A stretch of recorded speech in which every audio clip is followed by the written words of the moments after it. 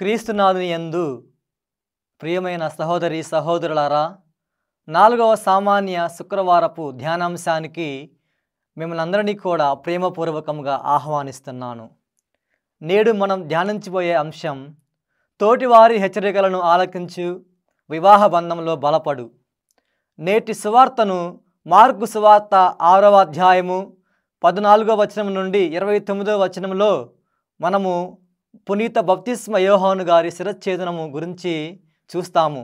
బప్తిస్మ యోహాను గారు సత్యమునకు సాక్ష్యం ఇవ్వటానికి, క్రీస్తు రాకకు సిద్ధం చేయటానికి జన్మించిన వారు. మరి ఆయన ఎంతో నీతివంతమైన పవిత్రమైన జీవితాన్ని జీవించారు. మరి ఆయనకు ఎందుకు ఈ ఘోర మరణము అని మనం ఆలోచన చేస్తే, ప్రియ మిత్రులారా, దేవుడు ఆదిలోనే వివాహ బంధాన్ని ఏర్పరిచి మరి దాంపత్య జీవితాన్ని ఆరంభించారు.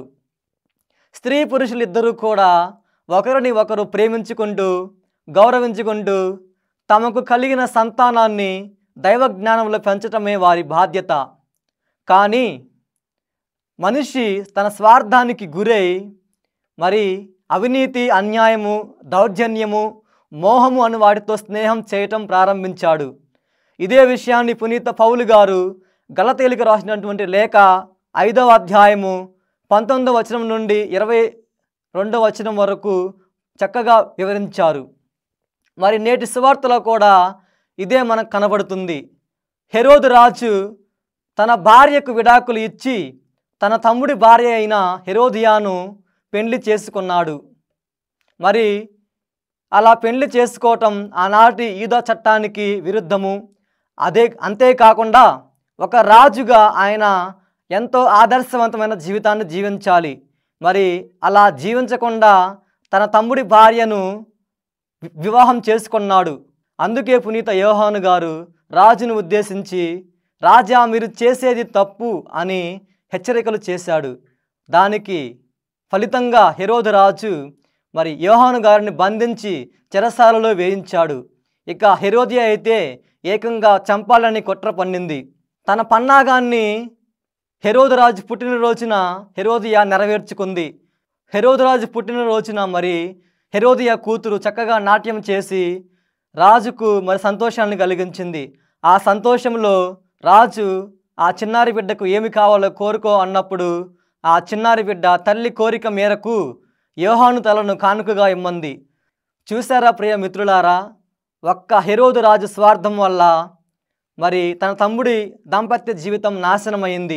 తన భార్య ఒంటరిగా మిగిలిపోయింది. అంతేకాకుండా హెరోదియా తన కుట్రను మరి నెరవేర్చుకోవటంలో తన కూతురిని కూడా భాగస్థురాలను చేసింది.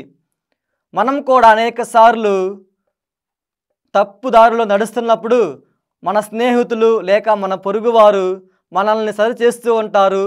అనేక సార్లు హెచ్చరికలు కూడా చేస్తూ ఉంటారు. ఆ సమయంలో మనం వారి మాటలలో ఉన్న అంతరార్థాన్ని గ్రహించి మన జీవితాన్ని సరి చేసుకోవడానికి ప్రయత్నం చేయాలి. అంతేగాని మరి మనకు హెచ్చరికలు చేసిన వారికి కీడు చేయకూడదు, లేక హెరోదియాలాగా వారిని చంపటం చేయకూడదు. మరి మీరు కూడా దాంపత్య జీవితంలో ఉన్నారు. మరి మీ జీవితంలో మరి కుటుంబ జీవితంలో ఎంతవరకు మీ బాధ్యతలను నెరవేరుస్తున్నారని ఆత్మ పరిశీలన చేసుకోవాలి. ఈనాటి తల్లి స్త్రీ సభ పునీత గొంజాలో గార్షియా గారిని స్మరిస్తుంది. ఈయన 1555వ సంవత్సరంలో ముంబై నగరంలో ఒక చిన్న వాసాయి అనే గ్రామంలో జన్మించారు. అంతేకాకుండా ఈయన భారతదేశపు ప్రథమ పునీతుడు. ఒక ఉపదేశిగా పునీత ఫ్రాన్సిస్ చెవురి వారికి జపాన్ దేశంలో సువార్త పరిచర్యలో సహాయం చేసి మరి ఆ సువార్త పరిచర్య చేస్తూ వేద సాక్షి మరణం పొందారు. కాబట్టి ఈ పునీతుని యొక్క ప్రార్థనా సహాయాన్ని మనం కోరుకుంటూ మరి దేవునికి ప్రీతికరమైన జీవితాన్ని జీవించడానికి కావలసినటువంటి శక్తిని మరి దేవుడు దయచేయలాగున ప్రార్థన చేసుకుందాం.